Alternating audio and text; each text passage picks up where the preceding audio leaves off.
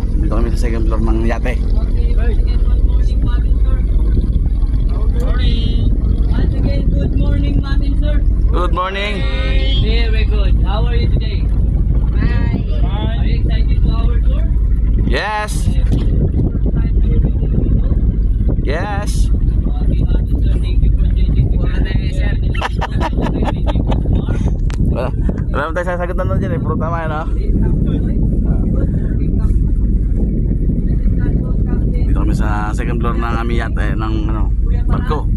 Bangka, oh. And Kuya Jeffrey. Okay, ma'am and sir, our tour. Napakaganda. Right?